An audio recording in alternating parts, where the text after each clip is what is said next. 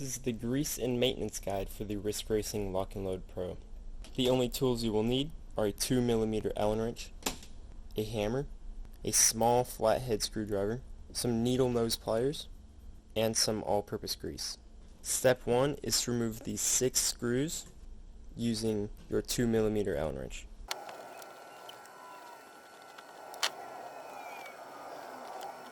Once you remove all the screws, it is important to note that some screws are longer than others, and the shorter ones come out of the front hole here, and the longer ones come out of the back.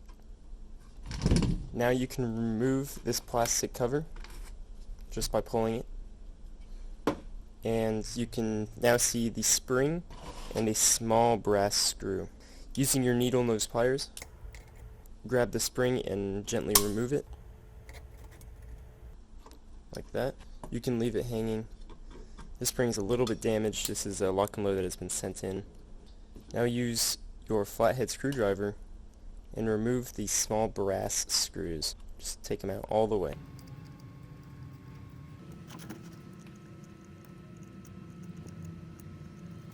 Now that these screws are removed, you can flip the switch up, and you can use the upward force of the lock and load when it releases to help press this piece out.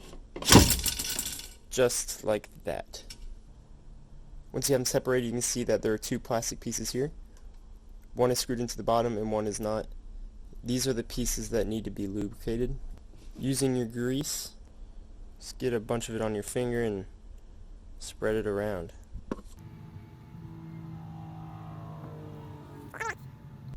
On both pieces.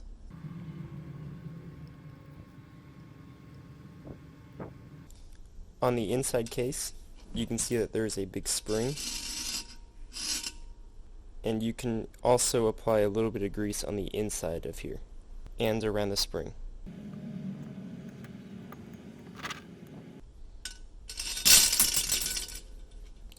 Now that all the greasing is done, you can reinstall the top jaw.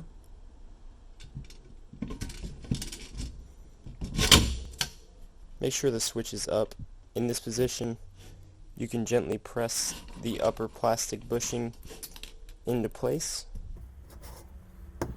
just like that. You can use the hammer very gently, bump it into where it needs to go.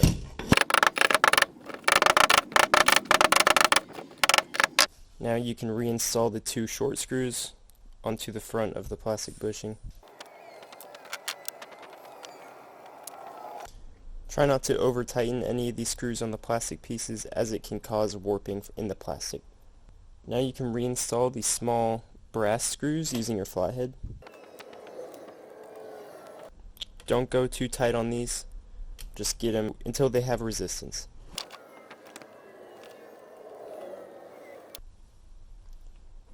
Reattach the springs. The wider side goes attached to the switch. Use your needle nose pliers to reattach it to the brass screw.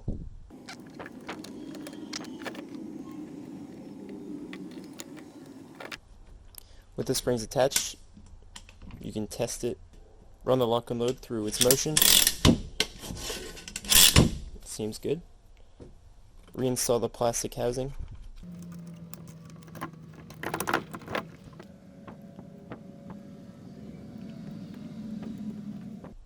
Once again, do not over tighten these.